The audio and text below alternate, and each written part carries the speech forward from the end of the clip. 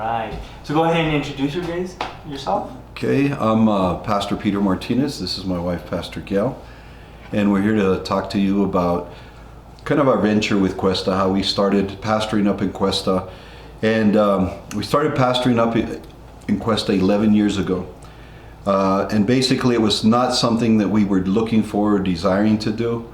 It was something that we felt that the Lord really called us to do. Mm-hmm. And there's a difference between being appointed and being called, because when you're appointed, you're there for the time that you've been appointed. But when you're called, it's a commitment, and it's been a journey for us. Over 11 years, we've been committed to serving the community. And one of the things that the Lord really has laid in my heart is, because Cuesta is an area, it's a smaller town, so you know a lot of the people that are struggling through addictions or the drugs, the alcohol that is available in our community, as well as many other communities. But you just know the people that are more involved because it's a little more smaller town. But one of the things that Cuesta has gone through in the last 3 years is its main source of income, which was the Molly mine. That shut down, and now a lot of the people have had to move out, and a lot of people basically are without jobs. But the real call that the Lord has placed in our hearts to do is to minister and to encourage them with the word of the Lord. And the call that the Lord has placed in our heart is about 3 years ago, the Lord really laid in my heart, why not Cuesta? Why can't Cuesta be known as the place where the Holy Spirit, where God is moving, where God is dwelling? And that has really got us excited, because we started saying, why not? And from there we started seeing God move in a lot of different ways. From there, our little church really started growing. We first started in the little church that's up north of Cuesta, which is about 6 miles north of Cuesta, in a little community named El Rito. El Rito probably has maybe 300, 400 people, but it's close enough to Cuesta that the people from Cuesta would come to our church. And 2 years ago, this journey started that the Spanish Assembly that was there in Cuesta, their church had kind of dwindled down because they didn't have a pastor for almost 4 years. But our church started really to increase, and it wasn't with the people that were really leaving the Spanish Assembly, it was people that were starting to come from the community. So as we heard one of the stories and one of the testimonies from Brother Richard that night that we were taking some videotape, he came up with the idea, why can't two churches come together? And so about 2 years ago, we ventured off, we started taking the steps to make it happen. And shortly after that, the Spanish Assemblies decided to deed us all their property. And with that, the church that we kind of were blessed with, given to, it was built in the mid-70s, so it had a lot of areas of improvement, and it had a lot of things that needed upgrading. It didn't have bathrooms that were handicap accessible. So we really started looking at how can we invest into the church to make it modernized, basically, and give it a nice facelift for. So we started doing that, and during that time we started fundraising and doing things to make it happen. And right now we're about 3/4 into the project, and from there we really see the church being used in a lot more in the community, which my wife, Pastor Gayle, will share. But the thing about it is, we really want to see an impact, a spiritual impact, and being able to bring hope to the people of that community. Because right now there's a lot of things they've experienced and a lot of things that have happened which have been very negative. But we want to be a positive in the community to the youth there, and to just the people of the community. So the Lord has really given us a heart for the people there. And it's really been neat to see how the Lord has connected us with the people of Cuesta. So with that, we're just excited about what God's doing, but at the same time, we're looking at where He wants to take us and the things He wants us to be involved in. So at this time, I'll pass it over to my wife and allow you to share. Okay. So I think, some of the key words for us was restore and rebuild and renovate. And so it was kind of like, how do we help restore lives? How do we help rebuild lives? And how do we, and renovate and make changes in our lives that are going to help each other? And it's a journey together with the Lord. So we all need help getting there. And so we wanted to be a part of the community, and we feel we're up there to help people along with that journey and kind of guiding that process and helping be a resource for that. But I think what's happened is that with this renovation project with the church is that we're actually seeing it in a natural progression. So we're seeing how we're rebuilding a church, we're renovating a church. You find some things that you knew were there, and then you find some things that you didn't know were there that need to be fixed, and that everything has a cost.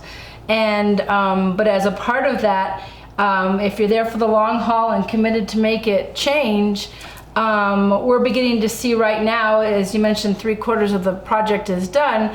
We're seeing this beautiful building come forth that had been there and planted seeds. I mean, this was a church building that may have been built in the 70s, but the church had a presence in community for, probably since the 1930s, if not even longer. And so with that, they planted seeds and of faith in that community.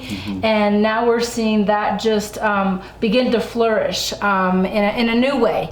Like he says, it's being modernized, but in the physical and the natural in the building, but it's also being, God's just doing a new thing in the people, in their lives, and we're seeing lives restored, and we're seeing God just moving and bringing hope to someone who may not have had hope, or as we see faith being increased. And so we're building upon people's lives, and people are encountering God, and it's a fun journey. We're having fun, along the way in it.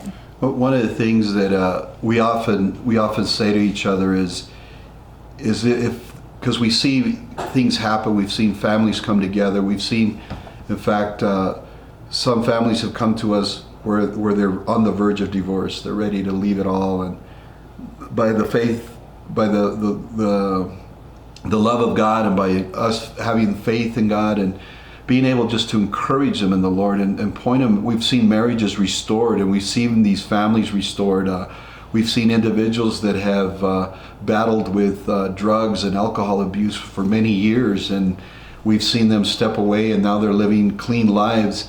And we often say to each other, when we see something like that happen, we always say, if that's the only reason God brought us up here, it was worth it.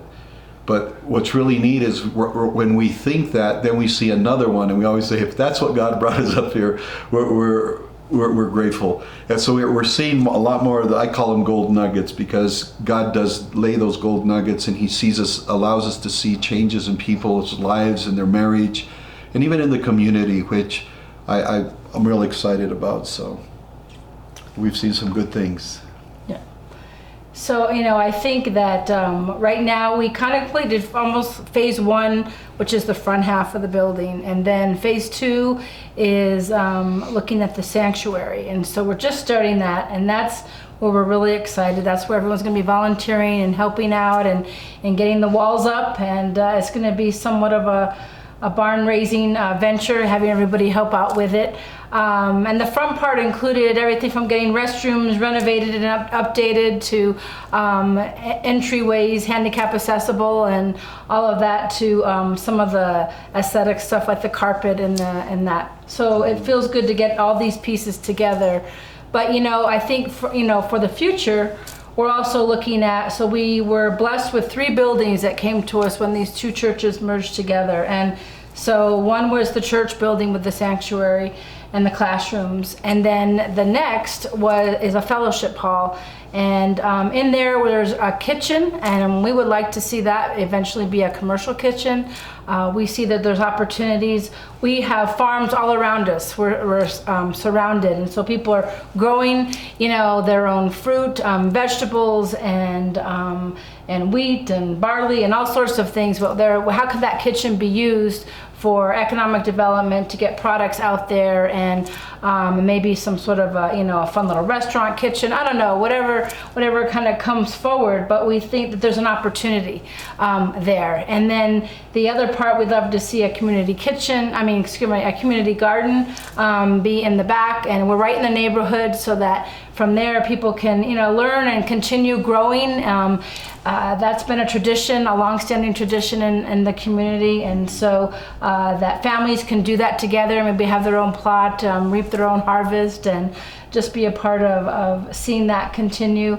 I think for us, we see ourselves somewhat even as a training center in different areas.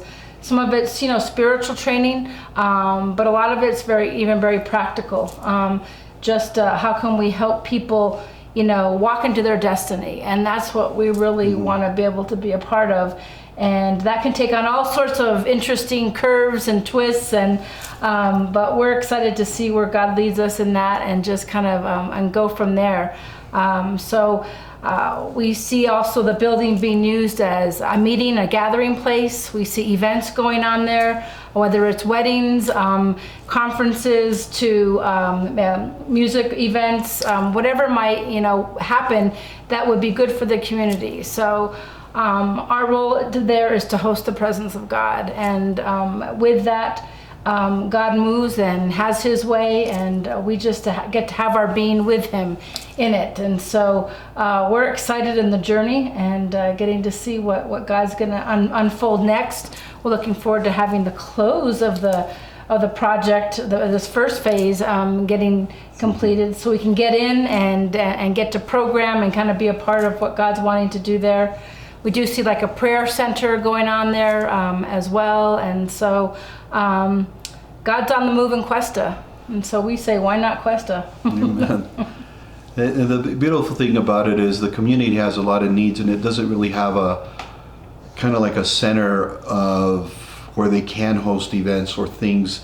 And I really believe that that's one of the reasons that the Lord has given us an opportunity to have the church and these other buildings and the facilities that he's given us, is so that we can try to help meet some of the needs of the community, whether like Pastor Gayle said, whether it's weddings or different venues or different situations, showers and stuff like that. Because we really feel that that's what the community needs. It needs something where people can come together and be safe and in a positive place. And one of the things about our church, it's a Bible-based church, and the neat thing about it, when we first started going up there was only 6 people in our church. And I remember asking the Lord, should I go and knock on all these doors of the different peoples and these different streets and little in the valley there, and invite them to church? And the Lord said, well, he laid it in my heart. He said, do you really know the people that are in the church? And I said, well, no, I really don't. I know who they are, but do you know them? And then he said, and do they know you? Mm-hmm. And what we really started doing is, I said, the Lord wants to build a family here. Mm-hmm. So we started doing things together. And what the Lord really showed me and laid in my heart is, as you get to know each other, people are going to want to belong to the family, and then they'll start coming. And we've seen it from 6 people. Right now we're at about 85 members, and it's an environment where people can be real. Mm-hmm. We try not to judge people. We try to love them, like the Word of God says, because sometimes it's very easy to judge instead of love.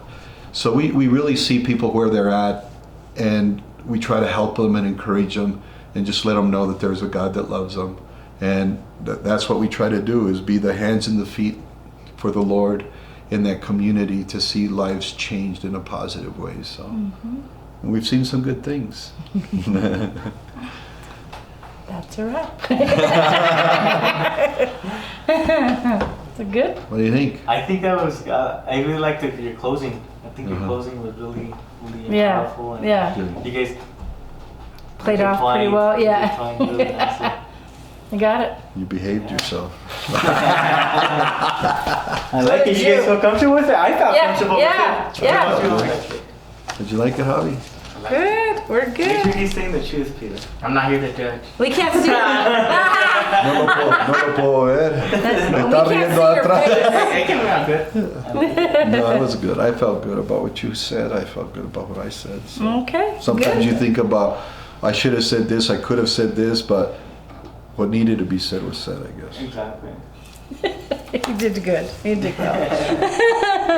All right. I liked it. Good. So you guys didn't actually get to go in and see the church, huh?